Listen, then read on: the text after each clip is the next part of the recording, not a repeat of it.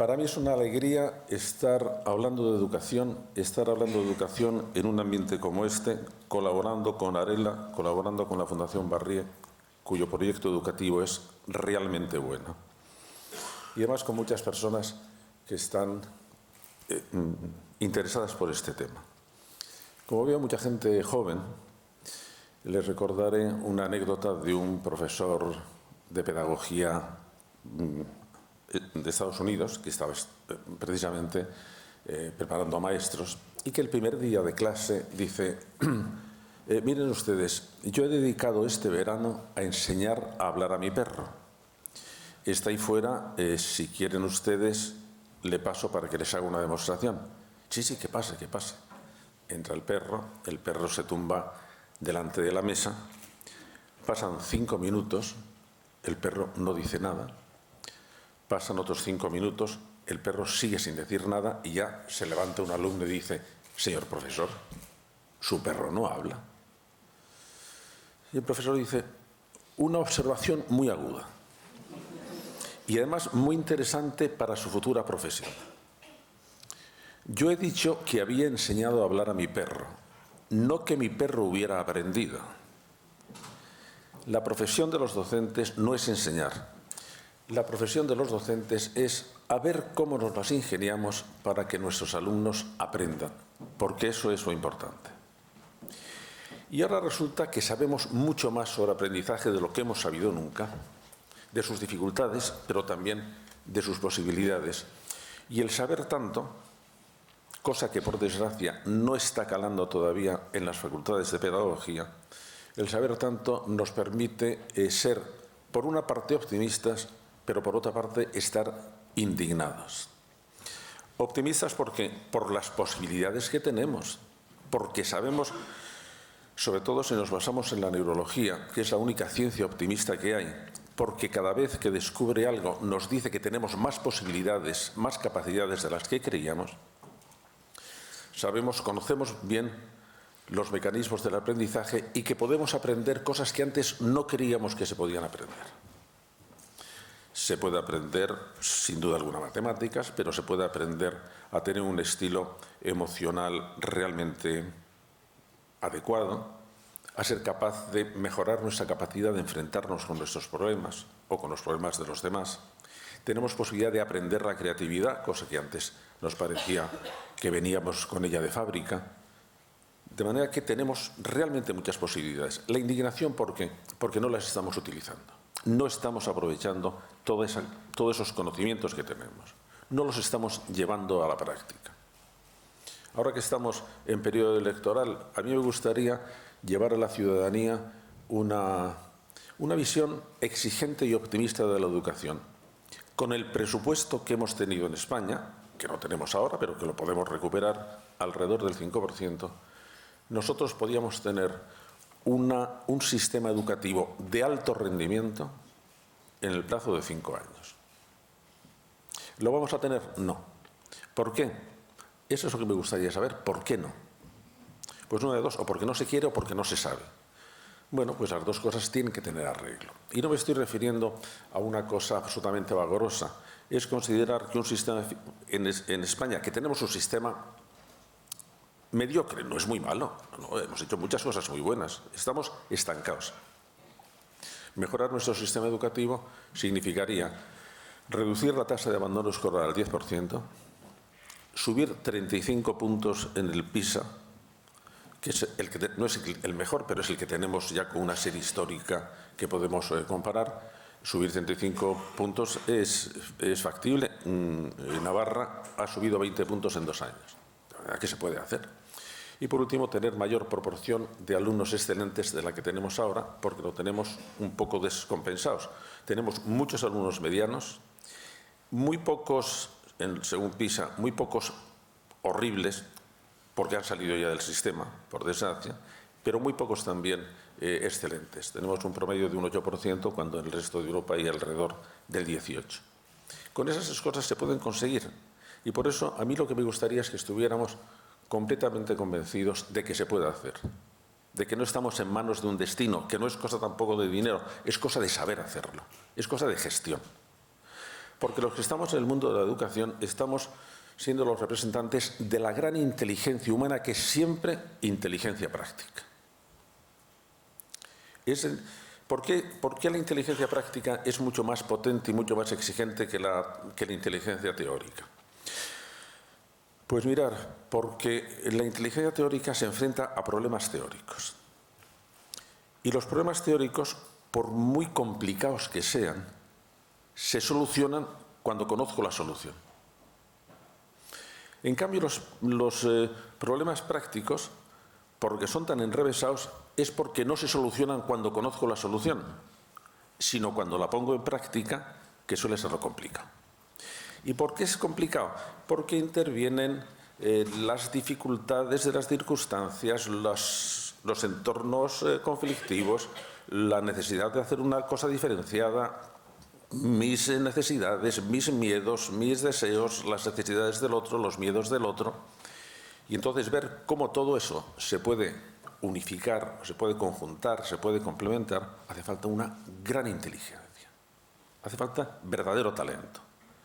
La teoría es muy sencilla y muy bonita, pero fíjense ustedes, por ejemplo, el 30% de los premios Nobel de Física de la época dorada de la física, que fue la primera mitad del siglo XX, hicieron sus descubrimientos antes de los 30 años y el 75 antes de los 40. Pues no debía ser tan complicado, ¿eh?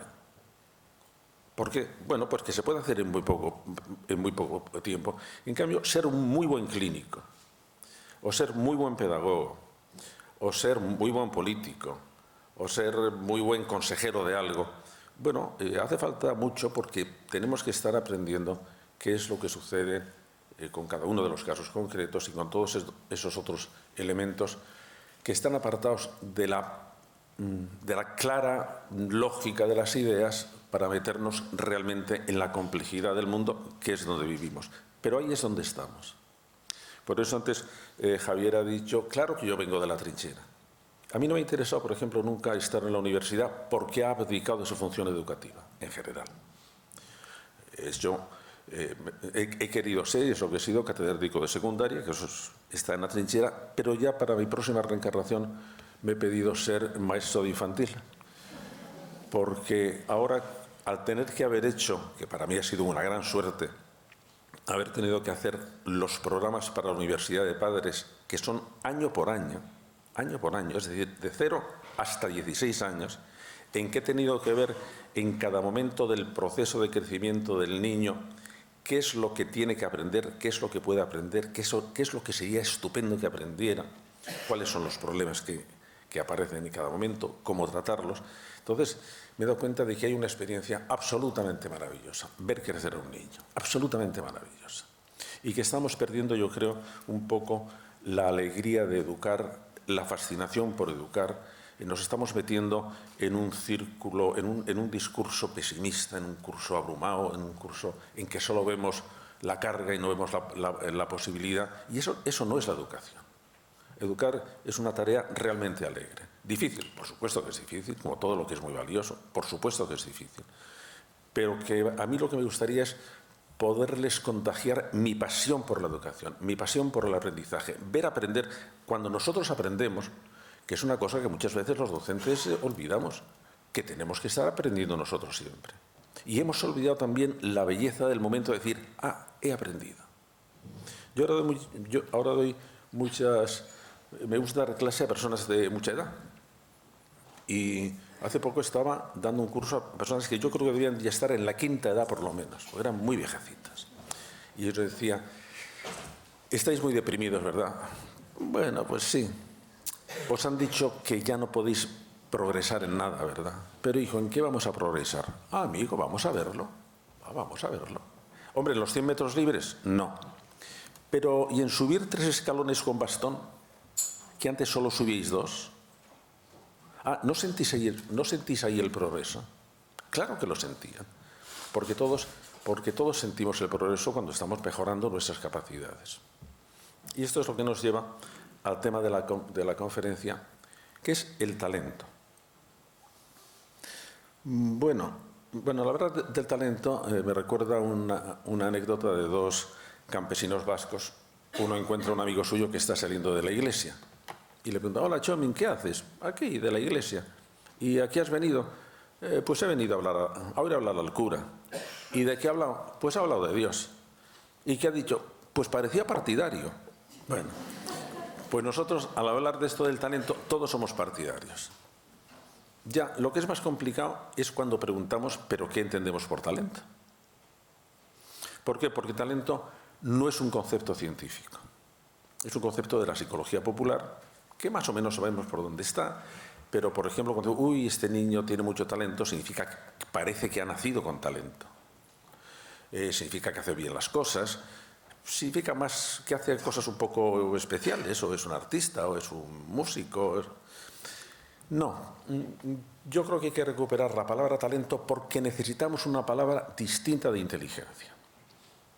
Y eso es por lo que, contra que teníamos así al alcance, talento tiene un cierto prestigio, es por la que yo utilizo la palabra talento, pero primero quiero definir qué es lo que entiendo por talento. Y para definirlo os voy a contar por qué se me ocurrió la idea. Y me la dio un alumno mío de primero de bachillerato. Era un chico que en los test estándar de inteligencia sacaba 140, 142, es decir, muy inteligente, muy inteligente. Y además era muy buen estudiante, de manera que era, vamos, un bombón de alumno. Pero en primero de bachillerato llega a la conclusión, que es posible que fuera cierta, de que él era más inteligente que sus compañeros y más inteligente que sus profesores. Además le gusta mandar, le gusta mangonear, le gusta tener dinero. Entonces se convierte en un jefecillo de una banda de chicos de su barrio, más torpes que él, a los que maneja, a los que empieza a meter en asuntos turbios. En resumen, este chico tiene ahora 25 años y está en la cárcel por tráfico de drogas. Una pregunta que siento no poderos hacerla uno a uno. ¿Este chico era inteligente o era estúpido? Hombre, todas las pruebas que teníamos nos dicen que era muy inteligente. Pero lo que ha hecho con su inteligencia ha sido muy estúpido. Y entonces nos planteamos con un problema. Dentro de la educación, ¿qué tipo de inteligencia valoramos? ¿Lo que en teoría tiene ese chico o lo que hace con esa inteligencia? Nosotros lo que tenemos, a mi juicio, lo que tenemos que valorar es, ¿pero qué ha hecho con esa inteligencia? ¿Cómo ha utilizado esa inteligencia? ¿Cómo es esa inteligencia en acción? Eso es el talento. Cuando la inteligencia desarrolla, pone en acción sus capacidades, entonces ya no es únicamente una facultad, una posibilidad, una capacidad, una competencia. No, es una competencia en acción. Y ahí es cuando puedo realmente evaluar si lo está haciendo bien o lo está haciendo mal. Cuando se lo explico a mis niños pequeños, se lo explico con una comparación que yo creo que no es muy afortunada, porque si se lo cuentan a sus padres van a pensar que soy casi un corruptor de menores, porque lo que les digo es que esto de la inteligencia a lo que se parece más es al juego del póker. ¿Por qué? Porque tanto en la vida como en el juego del póker se nos dan unas cartas genéticas, sociales, económicas en un caso, naipes en otro, que no podemos elegir. Nos caen las que nos caen, nos tocan las que nos tocan. Segunda cosa, tanto en la vida como en el juego hay cartas buenas y cartas malas. Tercero, es mejor, tanto en la vida como en el juego, tener buenas cartas. Cuarto, la pregunta importante. ¿Gana siempre quien tiene las mejores cartas? ¿Quién gana? Quien sabe jugar mejor con ellas. Esa es nuestra tarea. La tarea de un docente, la tarea de un educador es decir, mira, ojalá pudiera yo cambiar las cosas que eres. Cómo has nacido, si eres nervioso, tranquilo, si tienes agresivo, ojalá. Pero por de pronto lo que yo voy a hacer es cómo te puedo enseñar a jugar mejor con lo que tienes. Además, con un efecto absolutamente magnífico, que es que si yo te enseño a jugar bien con lo que tienes, eso va a acabar cambiando tus cartas. Eso no se da en el juego, eso afortunadamente se da en la inteligencia. Hay una especie de bucle prodigioso, que es que si yo parto de aquí y lo uso de una manera, eso vuelve sobre esto mismo y aumenta mis capacidades. Ese es el bucle del talento. Por eso, el talento no está al principio. El talento está después de la educación. Y la educación es fundamentalmente una generadora de talento. Y el ver que entonces este es un modo de educación, este es un efecto de la educación, yo creo que sí hay que explicarlo a todos los niveles. ¿Por qué? Mira, desde el año 92, la consultora McKinsey lanzó una especie de lema: ha comenzado la guerra del talento. ¿Qué quería decir? Pues que vamos a un mundo donde el gran recurso de las personas y el gran recurso de las naciones va a ser el talento. Hasta hace poco eran las materias primas, era el capital financiero, era la capacidad agrícola, era la demografía. No. Ahora todo eso, en una sociedad que va muy rápida, que está muy tecnificada, que se va a pasar en conocimientos de alto nivel. Ahora lo que importa es ¿y cómo genero talento? Bueno, eso hace que nosotros estemos realmente en primera línea. Y que hay que explicarle a la sociedad: miren ustedes, es que van a depender de nosotros, tómenselo en serio, que esto no es mentira, esto no es una especie de afán profesional, es que o formamos el talento de nuestros chicos para un mundo del que empezamos a saber que tiene 4 características que ya empezamos a funcionarlas con un acrónimo que eso nos facilita a todos muchas las cosas. Vamos a vivir en un entorno VUCA. No sé si habrán oído algunas veces esta expresión. Esta expresión son las iniciales de la V de volatility. Va a ser un mundo muy cambiante, muy rápido. Uncertainty va a ser muy incierto, porque cuanto más información tenemos, en vez de limitar la incertidumbre, aumenta la incertidumbre.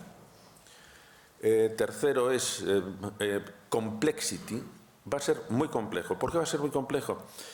Porque estamos tan sumamente conectados que todo influye en todo.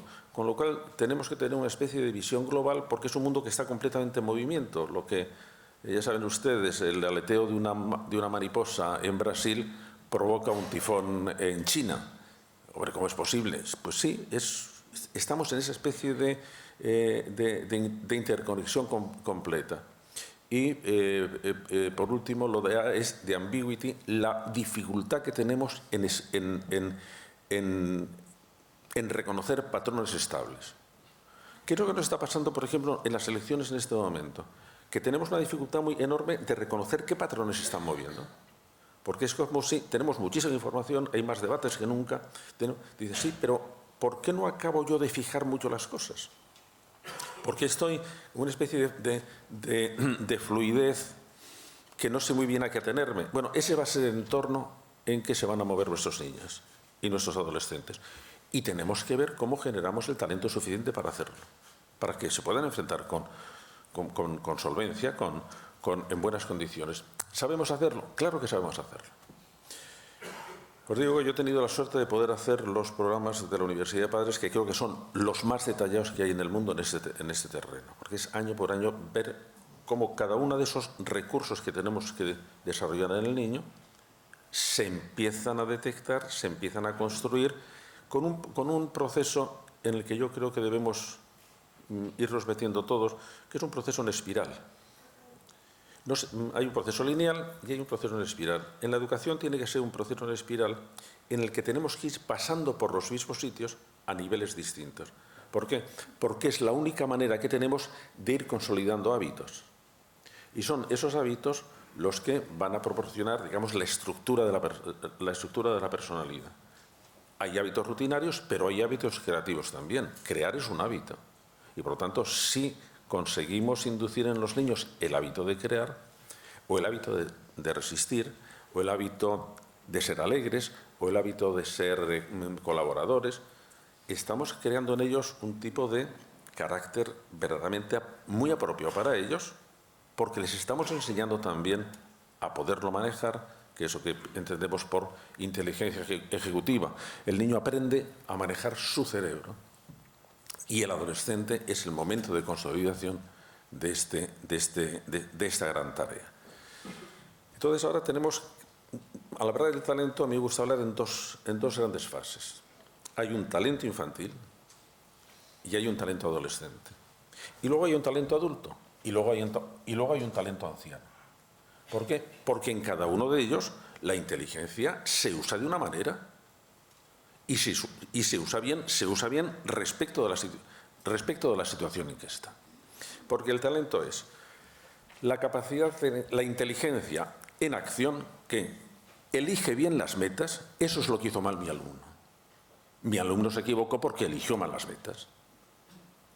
Elige bien las metas y entonces es capaz de movilizar la información que necesita, de gestionar las emociones de la manera adecuada y de poner en práctica las virtudes de la acción, como es, por ejemplo, la perseverancia, la tenacidad, el aguantar el esfuerzo, el aplazar la recompensa, que le van a permitir realizar las metas. Dice, esa es la inteligencia triunfante.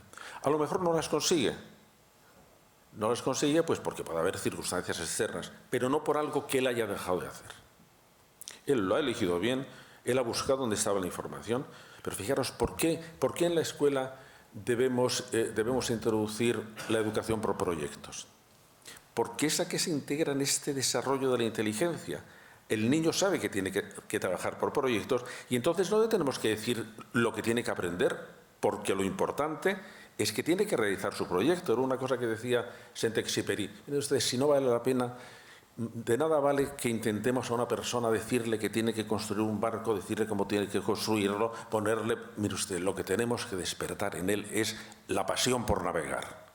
Y en el momento que hayamos despertado la pasión por navegar, claro que buscará el barco, claro que hará el barco, claro que construirá el barco. Nosotros no podemos decir al niño que se entusiasme por las ecuaciones de segundo grado, porque no se va a entusiasmar. Pero le podemos entusiasmar para una cosa que exija el aprender las ecuaciones de segundo grado. Entonces es introducirlo dentro de esa gran marcha adelante, de esa gran marcha que amplía nuestras posibilidades, lo que entonces empieza a dar sentido al aprendizaje. Porque si no damos sentido al aprendizaje, los niños ¿para qué van a aprender? Mirad, hay una cosa que es más de secundaria que de primaria, pero como a lo mejor aquí hay profesores de secundaria, nosotros debíamos dedicar el tiempo necesario, una hora, un día, una semana, el primer mes de clase, a contestar a la pregunta que nos hacen los alumnos y que nos escurrimos como conejos para no contestarla.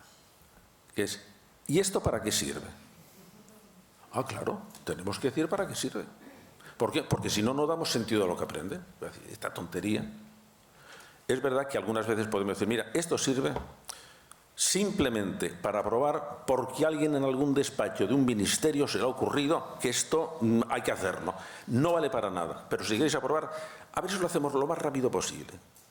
Usted, vosotros y nosotros, y yo sé que esto es una imbecilidad que se le ha ocurrido a a quien se le ocurren las imbecilidades. Y ya está. Y luego vamos a empezar a aprender en serio. Entonces ellos se dan cuenta de que estamos de su parte. Si nos empeñamos a decir lo importante que es distinguir entre el paradigma, el sintagma, el morfema y el semema, nos toman como memos. ¿Y estos maniáticos? Pero ¿por qué se empeñan en que esa cosa tan tonta tiene alguna importancia? Pues hay que decir, no tiene ninguna importancia, nada. Aprenderlo y luego lo olvidáis. Y ahora vamos a pasar, en cambio, una cosa muy interesante. ¿Por qué surge, por ejemplo, en lengua? ¿Por qué es lo que yo utilizo? ¿Por qué el 84% de las parejas que van a los consultores matrimoniales en Estados Unidos se quejan de algo que tiene que ver con el lenguaje? Que es, o no hablamos de ciertas cosas, o hablamos y es peor porque no nos entendemos. Este es el tema que vamos a tratar en la primera lección del lenguaje. No el semema y el morfema. Es cómo hablamos en el comedor, en el dormitorio, ¿qué hacemos? ¿Por qué no nos entendemos? Bueno, entonces, naturalmente van a aprender todo lo que tienen que aprender de gramática y de sintaxis, pero con un objetivo, con una finalidad dentro de un proyecto.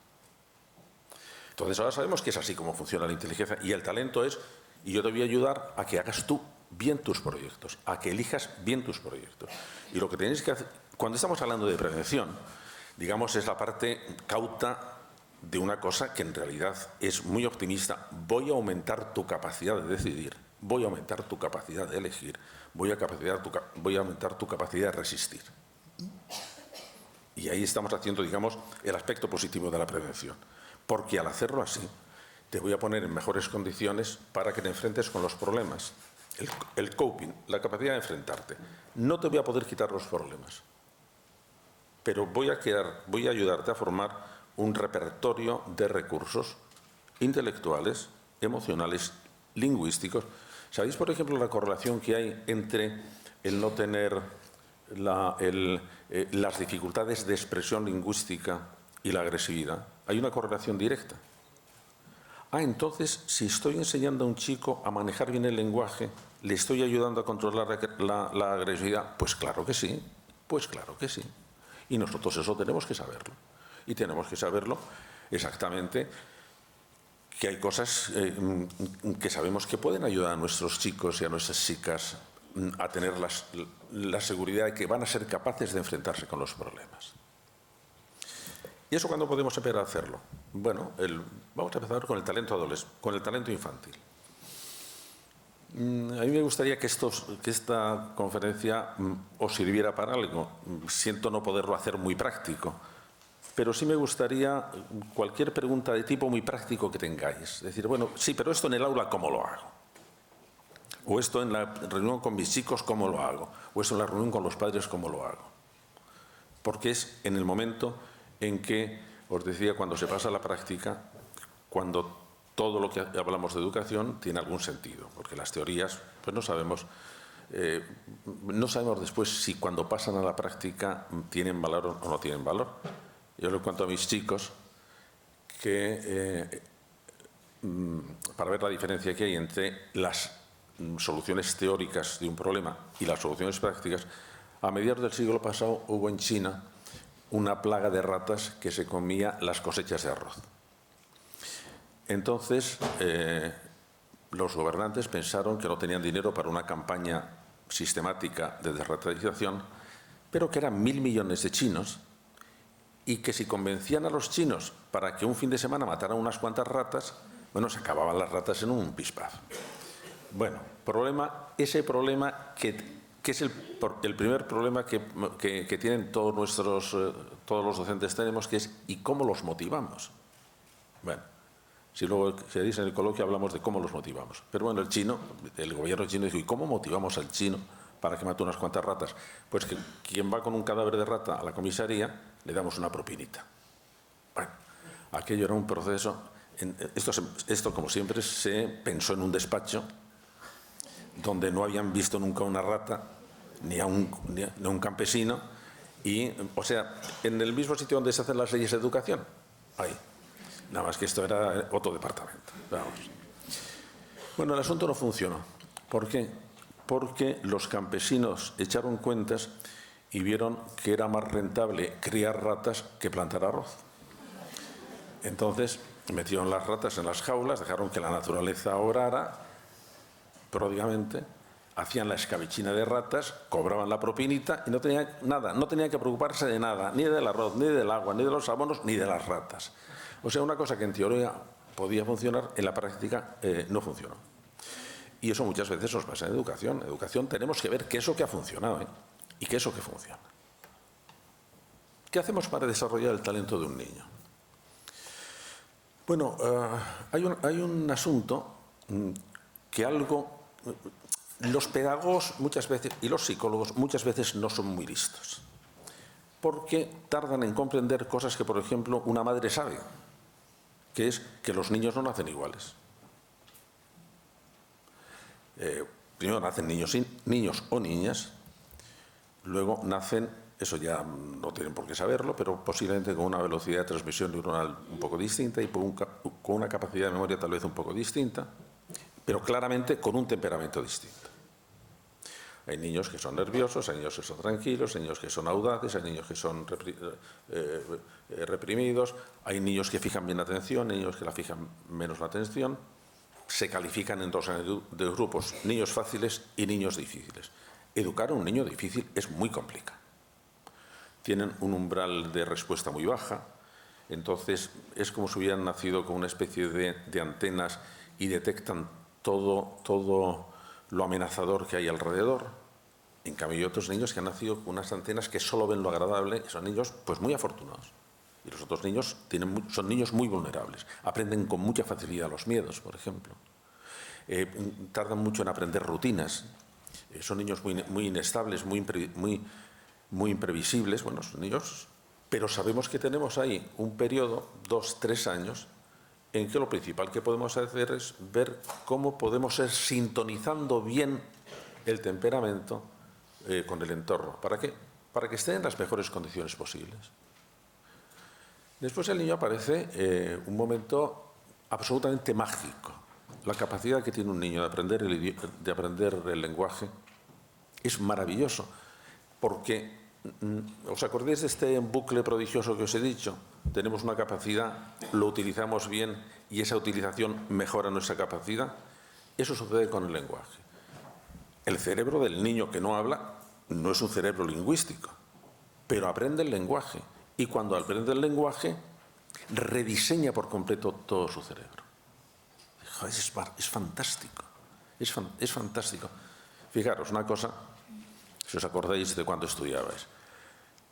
Enseñamos a nuestros niños lo siguiente, respecto del lenguaje. En el lenguaje hay un emisor, el que habla, hay un receptor. Y entre uno y otro va el canal y el mensaje. Muy bien. Oye, pero ahora explícame una cosa. Entonces, ¿por qué nos estamos hablando continuamente a nosotros mismos? ¿Os habláis a vosotros mismos? Oye, vamos a ver, nos hacemos preguntas. ¿Quién hace la pregunta? Muchas preguntas. ¿Dónde me he dejado las gafas? Eso mucho. ¿Qué haré este verano? ¿Tendré un niño? ¿No tendré un niño? ¿Suspenderá este? ¿No suspenderá? Continuamente las preguntas. ¿Quién hace la pregunta? Yo. ¿A quién? A mí. ¿Quién sabe la pregunta? Yo. ¿A quién se la voy a decir? A mí. ¿Pero por qué tanta vuelta? Porque el niño ha aprendido a manejar y a gestionar su memoria mediante el lenguaje. Pero también hemos aprendido, por ejemplo, a hacer planes mediante el lenguaje. Y también hemos aprendido a tomar decisiones mediante el lenguaje. Eso es absolutamente magnífico. A los 4 o 5 años, el niño que ya ha aprendido a obedecer órdenes que le vienen de fuera, aprende a darse órdenes él mismo y a obedecerlas. ¿Qué pasa con los niños impulsivos? Que no tienen ese intermediario lingüístico. Pasan del deseo a la acción. ¿Qué es lo que hacemos con ellos? Pues uno de los procedimientos son las técnicas de Meijenbaum, que es que reeducamos el habla interior del niño para que se dé órdenes y para ver si conseguimos que las ordene, que las obedezca. Hasta hace muy poco no sabíamos la importancia que tenía ese habla interior. ¿Cómo nos contamos nuestra vida? Atención, ¿cómo nos contamos nuestra vida? Es de tal influencia en nuestros sentimientos, en nuestros comportamientos, que como nos la estamos contando mal, vamos de cráneo. ¿Cómo se habla un niño cuando se pone a estudiar? Bueno, pues hay los niños que dicen, bueno, muy bien, esto a ver si termino pronto, porque así luego ya me voy a jugar al fútbol, venga. Y otro que dice, bueno, y todo esto, pero qué maniática es esta mujer, vamos a esto, pero si esto no hay quien lo entienda. Bueno, voy a tomar una Coca-Cola a ver si me arreglo. Bueno, ¿quién va a aprender mejor? El que se empieza a comentar su puesta en marcha del estudio diciendo a ver si termino pronto porque quiero hacer otra cosa y bueno, pues esto no es tan complicado. O el que empieza a ver todas las razones que hay para no estudiar, que van desde que la profe es una maniática hasta que hoy me duele un poquitín la cabeza o cualquier cosa. cuidar el habla interior es realmente decisivo para eso, y el niño aprende hacia los 4 o 5 años. Bueno, habréis visto cuando un niño está haciendo un juego un poco complicado, empieza a darse instrucciones él mismo, primero en voz alta y luego en voz baja. Anda, ¿y esto? Esto, pues no casa así. Bueno, está él mismo dirigiendo su conducta. Ahí es el comienzo de lo que llamamos la inteligencia ejecutiva, que es que el niño está aprendiendo, en parte con la ayuda del lenguaje interior, a ir controlando y dirigiendo todas las grandes herramientas mentales que tiene. Está dirigiendo, en último término, su conducta. ¿Y tiene que aprender cosas? Sí, tiene que aprender cosas. Pero mirad, ahora están absolutamente de moda, porque también nos vamos a pasar de allí. Ya sabéis que hay muchísima gente alrededor de la escuela diciendo, a ver si metéis esto en la escuela, a ver si metéis esto en la escuela. Y hemos pasado de todo. La psicología conductista, la psicología de las emociones, las inteligencias múltiples, el aprender a pensar, todo el mundo nos mete cosas. Bueno, vamos a ver. Vamos a ver si conseguimos organizar esto un poco. Pero ahora están de moda las non-cognitive skills. Bueno, lo que tenemos que hacer es enseñar al niño las habilidades no cognitivas. ¿Y eso qué es? Bueno, son las actividades que tienen que ver con la acción. ¿De acuerdo? Importante. Pero también tiene que aprender cosas. Pero lo que sí es cierto es lo siguiente. No sé si conoceréis un test que hacemos a los niños a los 5 años, entre 4 y 5 años, que se llama el test de las chucherías. Es un test muy divertido. Miradlo en YouTube porque es muy divertido de verlo.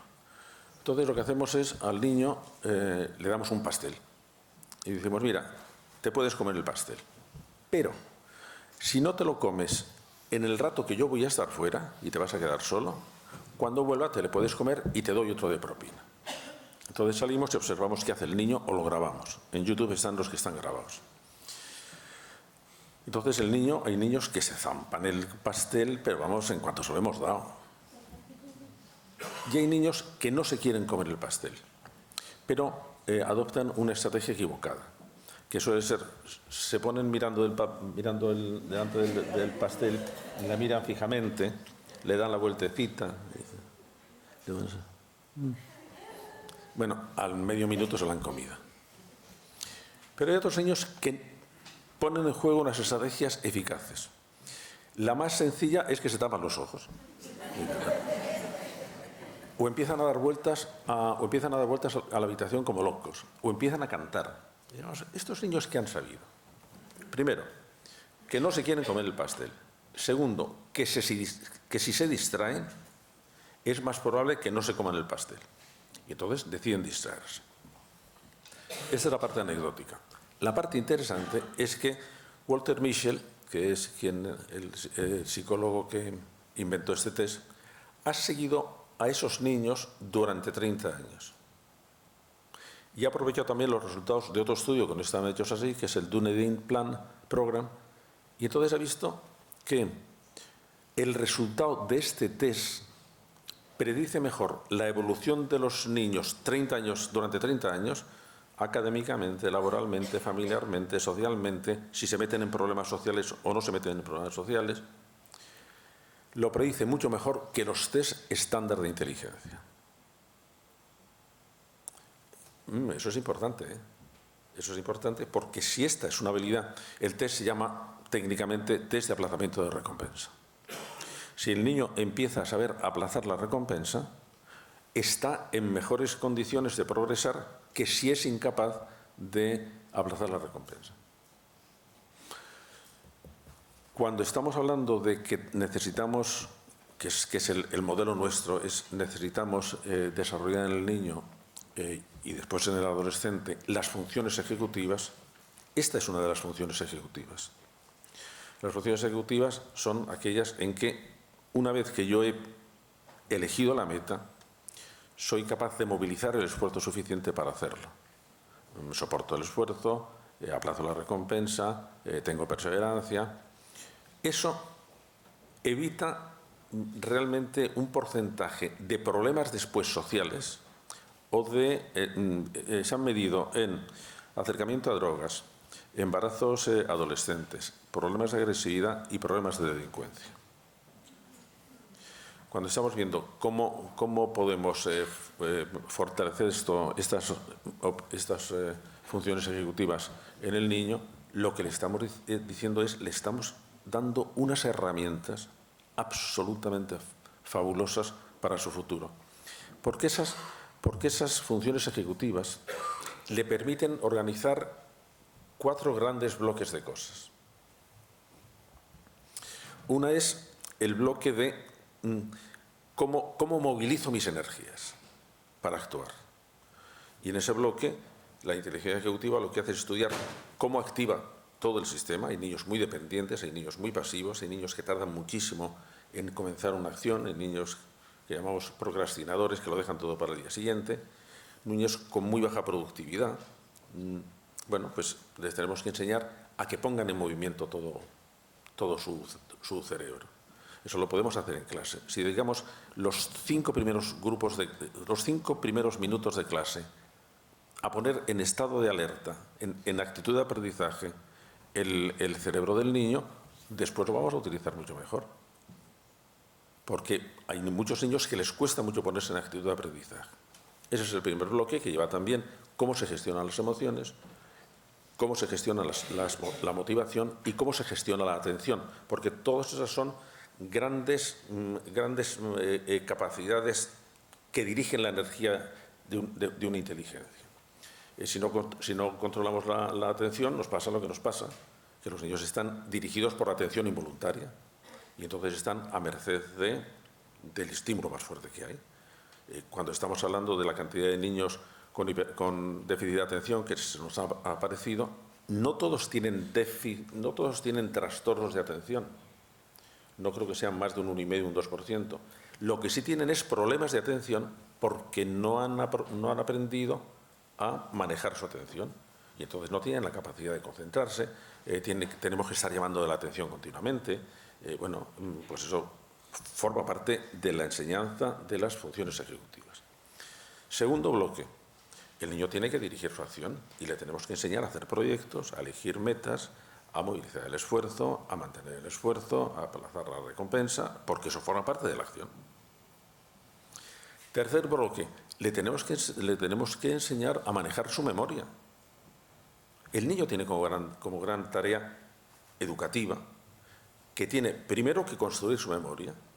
Y nosotros le podremos ayudar a que la construya de la manera mejor, pues, por ejemplo, cuando el niño aprende una cosa, no aprendemos nunca cosas absolutamente nuevas. Llamamos a aprender cuando algo que nos viene podemos integrarlo en una red que tenemos ya. Y si no la integramos, no se nos queda. De manera que el niño, si le ayudamos a construir un sistema, una memoria donde hay muchas redes, donde por muchos caminos se llega a la misma cosa, donde cada cosa que aprendemos va con un procedimiento para utilizarla.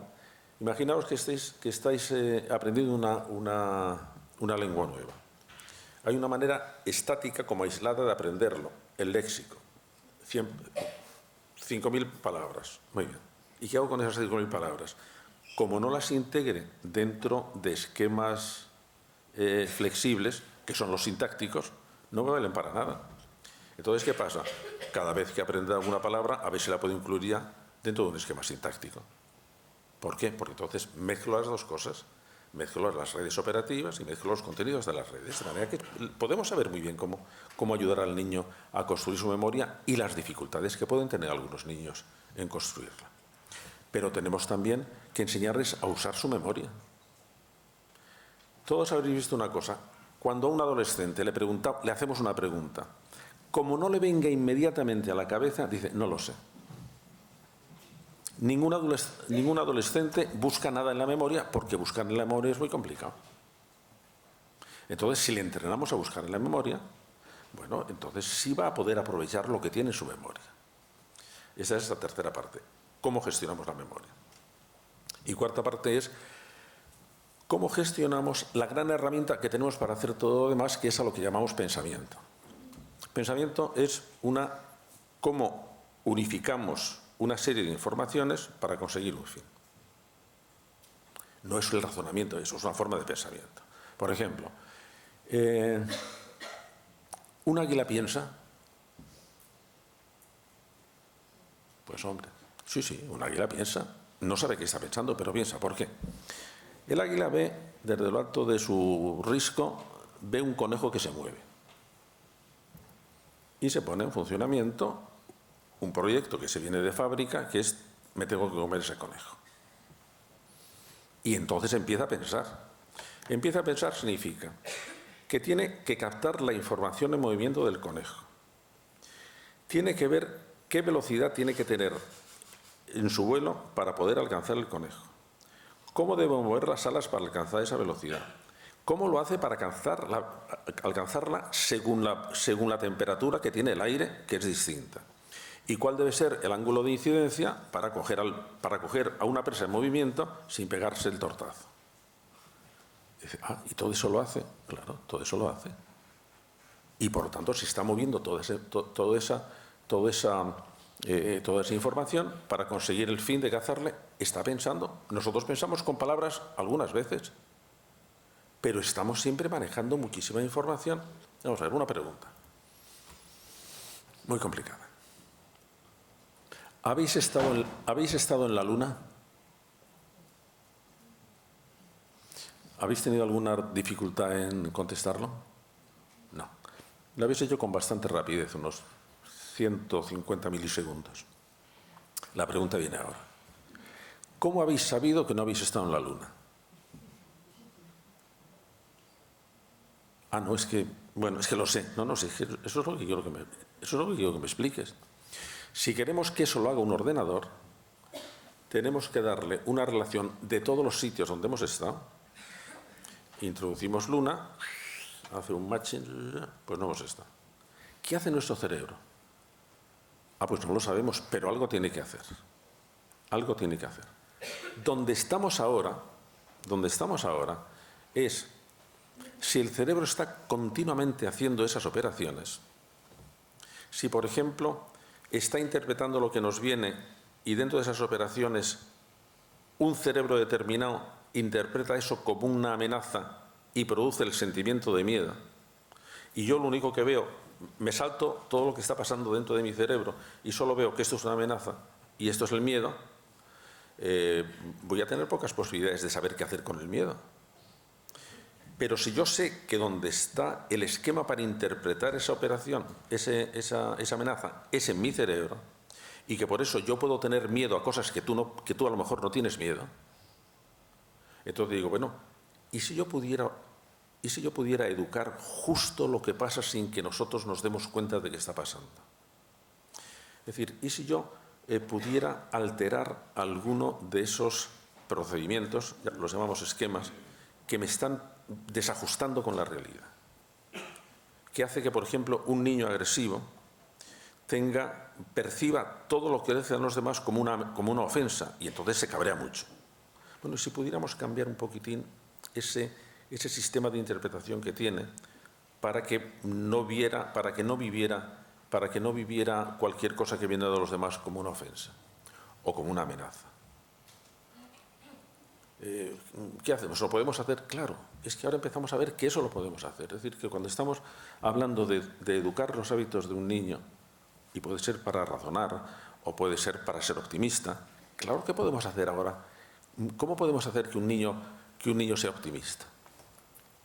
¿Cómo podemos hacer algo que nosotros cuidamos mucho en los programas de la formación de padres? Nos interesa que los niños, cuando llegan a secundaria, tengan seguridad en sí mismos, que es mucho más importante que la autoestima, que esa tiene otras connotaciones, ¿no? Que tenga seguridad en sí mismo, es decir, que tenga seguridad en su capacidad para enfrentarse con los problemas. Y eso, ¿cómo se va formando esa especie de esquemita en su cerebro? Pues ahora sabemos que lo hacemos en 3 etapas. Durante los 3 primeros años, el niño adquiere una especie de seguridad básica a través del trato con los padres.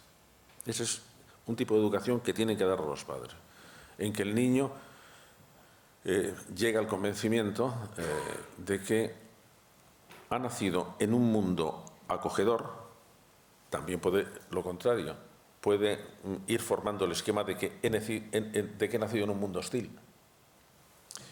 He nacido en un mundo previsible, o he nacido en un mundo imprevisible, he nacido en un mundo donde voy a obtener respuesta, o he nacido en un mundo donde no voy a tener respuesta. Y el niño con eso está organizando su esquema de interpretación de la vida, que posiblemente, si no hacemos alguna cosa, le va a durar siempre. Con ese esquema, lo que el niño vive lo interpreta de una manera, o lo que el niño vive lo interpreta de otra manera. Y lo que sentimos es el resultado de toda esa serie de cosas. Por ejemplo, si el niño cree que él no es capaz de hacer una cosa, toda tarea le va a parecer abrumadora. Si el niño cree que no se puede confiar en los demás, va a vivir en retirada. Si el niño cree que tiene la culpa de todo lo que hace, pues se va a sentir culpabilizado siempre. Es decir, que ahora sabemos que esas son la parte visible de una serie de mecanismos que ahora empezamos a ver cuáles son sus componentes. Y que si cambiamos alguno de esos componentes, por ejemplo, las creencias básicas que tiene el niño, que son las que le hacen ser optimista o pesimista, los que le hacen ser valiente o cobarde, los que se hacen confiar o no confiar, los que hacen ser capaz de enfrentarse o ser incapaz de enfrentarse, creencias tan básicas como, por ejemplo, el sentimiento que tiene el niño, la mentalidad de crecimiento o la mentalidad de impotencia. La mentalidad de impotencia la aprenden los niños y muchas veces la aprenden en la escuela. La impotencia aprendida es que al final les convencemos de que no sirven para una serie de cosas. Bueno, pues eso forma parte entonces ya de su manera de interpretar el mundo. Y entonces, efectivamente, da igual la capacidad que tenga. Si yo creo que no soy capaz de hacer una cosa, acabo siendo incapaz de ser esa misma cosa. Entonces, todas estas cosas sabemos ahora. Y os podrá sonar muy mal lo que os voy a decir. Lo que estamos empezando a saber, que una parte importante, que la educación tiene dos grandes niveles. Por una parte, tenemos que enseñar esas funciones ejecutivas de las que os he dicho, y por otra parte, tenemos que educar las funciones no conscientes de las que os estoy hablando. Y de ese intercambio es lo que aparece un niño que es capaz de organizar eso bien. Decimos, este niño, este sí que tiene talento. ¿Significa que va a ser? No, significa que está organizando muy bien lo que tiene, que está jugando muy bien con lo que tiene. Esa es la tarea, digamos, del talento infantil. Que no sé, ¿tenéis alguna pregunta sobre esto? ¿O algún problema concreto? ¿O algo que os parezca que no ha quedado claro? ¿O empiezo otra vez desde el principio? ¿O se oye? Por cierto, ¿se oye? Bueno, menos mal. Bueno, tenemos ahí una franja que para los programas nuestros es realmente importante, que es por el último curso de primaria. El último curso de primaria nos parece que lo estamos descuidando porque ya hemos pasado, digamos, la época agobiante. Bueno, ya, qué bien, ya los tenemos encauzados, ya, pues, bueno, ya. Y entonces no aprovechamos para resolver 3 problemas que debemos resolver ahí, antes de que pasen a secundaria. Uno es académico, que es la comprensión lectora. Un niño que pase sin manejar bien los mecanismos de la lectura queda marginado automáticamente cuando entre en secundaria. En secundaria no podemos ocuparnos de eso y no se va a enterar de nada. No se va a enterar de nada. De manera que eso es primordial. No puede salir ningún niño de primaria sin tener una comprensión lectora realmente rápida, bien, flexible. Segundo problema. Hay que resolver los problemas de timidez. Cuando un niño o una niña pasa a secundaria teniendo problemas de timidez, entonces se le amontonan las tareas. Ya de entrada a secundaria tiene sus complicaciones. Hay el cambio fisiológico, hay el cambio de entorno educativo, hay muchas veces el cambio de amigos, hay el cambio de intereses. Si eso vamos teniendo problemas de timidez, el asunto se complica mucho. Tercer problema, resolver los problemas de agresividad. Los niños que pasan con un problema de agresividad no resuelta secundaria realmente se agravan también mucho. Y el porcentaje que tenemos de niños con disfunciones sociales, porque no se ha tratado esto en primaria y se agravan en secundaria, es muy grande. Así como en el caso de timidez, es la edad, primero y segundo de secundaria, en que aparecen muchas fobias sociales, que es el colmo ya de la timidez aplicado a las relaciones sociales. En el tema de la agresividad hay una escalada, que es los niños que empiezan a ser, por ejemplo, negativistas, desafiantes, pasan a ser agresivos y en secundaria ya se pasan de la rosca. De manera que entonces sabemos que tenemos ahí un periodo de acción realmente muy grande. Pero pasa un tema que me interesa tanto que le acabo de dedicar un libro hace poco tiempo, que se llama El talento de los adolescentes. ¿Y por qué he escogido este tema?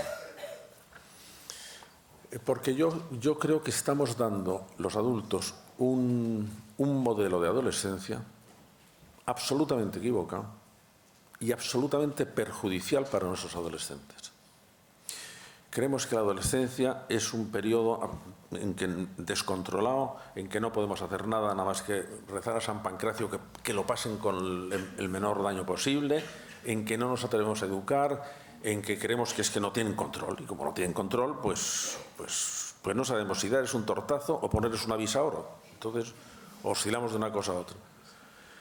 No, lo que estamos viendo ahora es que estamos infantilizando a nuestros adolescentes. Y como los estamos infantilizando, estamos prolongando la adolescencia demasiado tiempo y hemos confundido que una edad que liberáramos a los chicos y a las chicas de la responsabilidad del trabajo, es decir, de que no entraran a los 14 años en el mundo laboral, porque entonces no se iban a poder educar. Les hemos liberado de las competencias, de las responsabilidades de trabajo, pero no de todas las responsabilidades. Los adolescentes tienen responsabilidades de adolescente. Y ahí, pues ahí las tienes. Las tienes y las tienes que cumplir.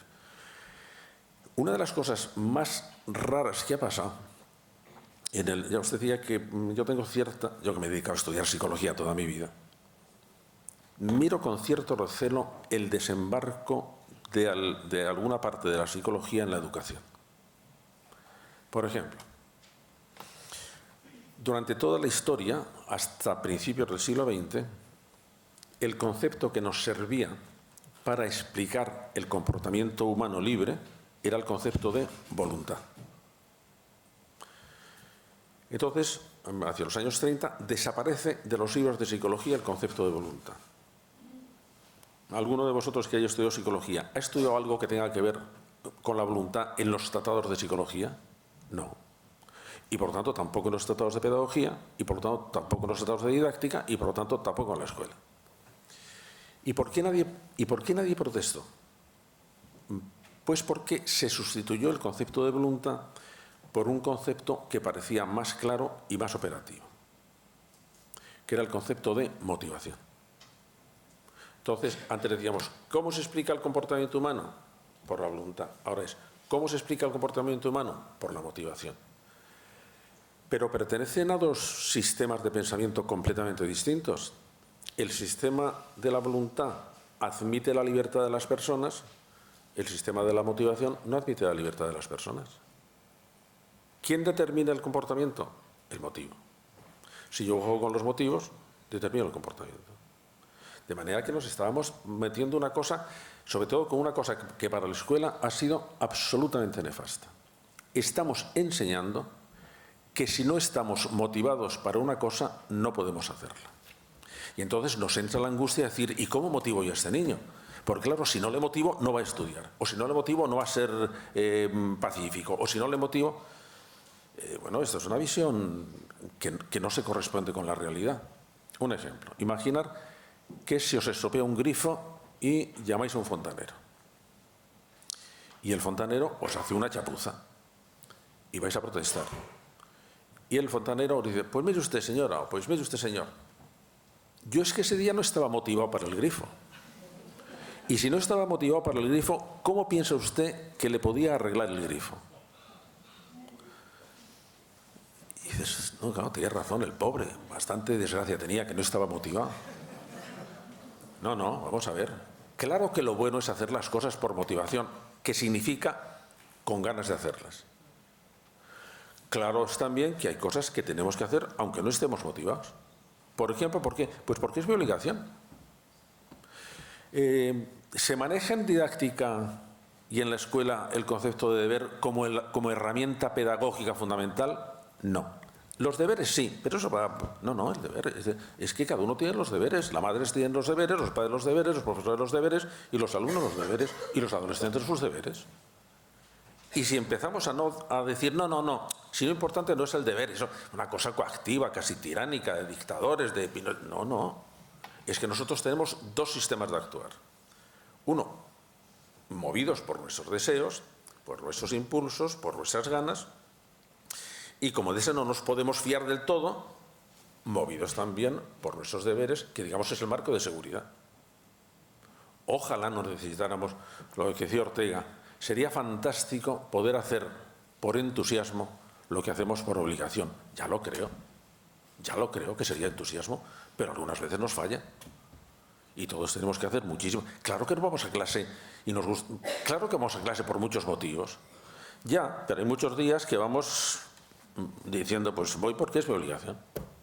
¿Por qué? Pues porque eso sirve para poder armonizar, para poder paliar las intermitencias del corazón. Que es que algunos días no tengo ganas. Y eso tenemos también que enseñarlo. Y se lo tenemos que enseñar a los adolescentes. Pero además pasa una cosa. Uno de los descubrimientos realmente más sorprendentes de la neurología en los últimos 15 años es que se ha descubierto un fenómeno rarísimo. Hasta ahora estábamos trabajando con la idea de que había una edad de oro del aprendizaje, que era la primera infancia. 0,3, 0,5, yo creo que es 0,7, por razones que ahora no os voy a explicar. Pero es verdad que los niños decimos, es que son como esponjas, es que lo aprenden todo, efectivamente es que lo aprenden todo. Bueno, pues ahora lo que sabemos es que hay una... ¿Por qué lo aprenden todo? Decimos, porque en ese momento la plasticidad del cerebro es especialmente grande. Luego se estabiliza, no es que desaparezca, porque no desapareció nunca, pero después en la segunda infancia se estabiliza un poco. Bueno, pues ahora sabemos que hay otra segunda edad de oro del aprendizaje, en que también, de nuevo, aparece una enorme plasticidad. De 14 a 18. De 14 a 18. Y que entonces, en esa época, el cerebro se vuelve a rediseñar por completo. ¿Cómo explicamos nosotros a estos adolescentes? Es decir, pues mira, tú habías aprendido a conducir un ciclomotor en la infancia y ahora te encuentras al volante de un Ferrari, que es tu nuevo cerebro. Y tener un Ferrari es estupendo por la potencia que tiene. Pero como no aprendas a conducirlo, te pegas un tortazo en cuanto arranques. ¿Quieres sacarte el carnet de conducir de tu nuevo cerebro? Yo te enseño.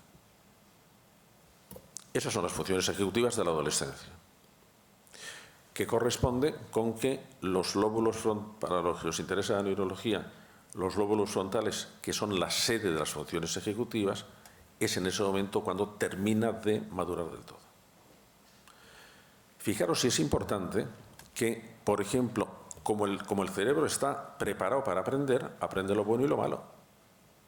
Las adicciones a drogas que se adquieren en esa época son más difíciles de quitar que las que se han adquirido antes o que las han adquirido después. Porque es como si el cerebro todo lo que coge lo quiere guardar. Hombre, parece lógico que aprovechemos bien esta gran etapa educativa.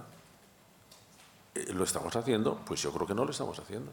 Yo creo que no lo estamos haciendo. Y les estamos haciendo un flaco favor a nuestros chicos y a nuestras chicas. Les estamos diciendo, estamos asustados de vosotros. Hemos buscado una solución muy tramposa, pero muy clara. Siempre que hay un problema, se busca un culpable. Nosotros para todo lo que pasa a los adolescentes, hemos encontrado un culpable que el pobre no se puede quejar. Las hormonas. Hombre, si están con tanta hormona. Que no. Cuando hemos hecho estudios en las conductas que llamamos típicas de los adolescentes, qué parte corresponde a las hormonas y qué parte corresponde al cambio que en ese momento está teniendo su cerebro, el cambio que está teniendo su cerebro es muchísimo más influyente que las hormonas. Y el entorno educativo también. Pero ese momento, porque se alteran se alteran muchas cosas. Por ponernos una cosa muy espectacular. La proporción que hay de materia gris y materia blanca se altera en la adolescencia. En la adolescencia hay más materia blanca, aumenta mucho la materia blanca, que es la que conecta cosas, y las conecta a mucha rapidez. Y entonces se vuelve un cerebro muy eficaz, y por tanto está como aprendiendo. Es como si la naturaleza hubiera hecho dos funciones. El niño, que aprenda mucho porque viene a un mundo que no conoce. El adolescente, que aprenda mucho porque va a estar en un mundo que no conoce, que es el de la independencia. Y entonces parece que lo configura así. Tenemos que aprendérselo, tenemos que enseñárselo y tenemos que exigirles. Porque si no le exigimos, les estamos haciendo papilla. Y los que tenemos mucha experiencia ya con adolescentes, le decimos a los padres unas cosas que no nos lo creen. No sabéis las veces que vuestros hijos se quejan de que no les habéis exigido lo suficiente. Serán cabrones, sí, un poco cabrones son. Ya, pero tienen la idea de que claro que necesitan que les pongamos exigencias. Claro que necesitan que les digamos algunas alternativas. Porque las tres herramientas que tenemos para todos los padres, los docentes tienen otras distintas, pero los padres hay tres que tienen para educar a sus hijos. Por una parte es el cariño, por otra parte es la exigencia y por otra parte es la comunicación. Lo malo es que esas tres, cuando llega la adolescencia, se complican. Los chicos y las chicas necesitan seguir recibiendo cariño, pero huyen de la manifestación de cariño, como el gato del agua caliente. Necesitan exigencias, pero protestan contra las exigencias. Y necesitan comunicación, pero se encierran, y sacarles la comunicación pues puede ser más complicado. Y claro que entonces nosotros que estamos con los padres decimos, a ver si te enseñamos un poco cómo manejas eso. Tenemos, por ejemplo, un taller que tiene muchísimo éxito de cómo poder conversar con un adolescente. Y es realmente muy divertido. Porque hace falta una astucia especial. Porque así siempre hacemos. Si yo quiero establecer contacto con mi adolescente, ¿qué hago? Le hago una pregunta. Ya basta que le haga una pregunta para que el adolescente se cierre en banda y conteste con un monosílabo si llega. O sea, si es muy articulado, con un monosílabo. Y si es poco articulado, ni con monosílabo. ¿Qué hago entonces? Insisto con otra pregunta para sacar la conversación. Bueno, a la tercera pregunta, el chico se levanta y dice, esto es un tercer grado, y pega un portazo y se va a su cuarto. O sea, que tiene que ser por algún otro tipo de cosa que podamos tirar a la conversación. Bueno, pues son cosas que hay que aprender, pero las herramientas son las mismas. El cariño, la exigencia y la comunicación. Bueno, espero que con todo este lío os haya convencido de que en realidad podíamos hacer muy bien las cosas, que sabemos mucho de cómo hacerlo, de que podemos estar educando en la parte de arriba y en la parte de abajo, y que todo eso significaría que podemos generar talento, que es lo que queremos hacer en nuestros chicos. Y antes de terminar, quería contaros dos historias. Dos historias porque alguno me las habréis oído contar, porque siempre que hablo para docentes o para personas dedicadas a la educación, termino con ellas. Una la sitúo en Toledo, porque yo soy de Toledo. Y mientras estaba construyendo la catedral. Entonces, un toledano, que a lo mejor era antepasado mío y que ya tenía esa pasión tan nuestra que se nos divierte muchísimo ver trabajar a los demás, pues entonces estaba dando vueltas alrededor de la catedral y llega donde están los canteros, con el mazo y con el cincel. Intentar poner cara a los canteros, que seguro que los reconocéis. Llega el primero y le pregunta, oye, ¿y usted qué está haciendo?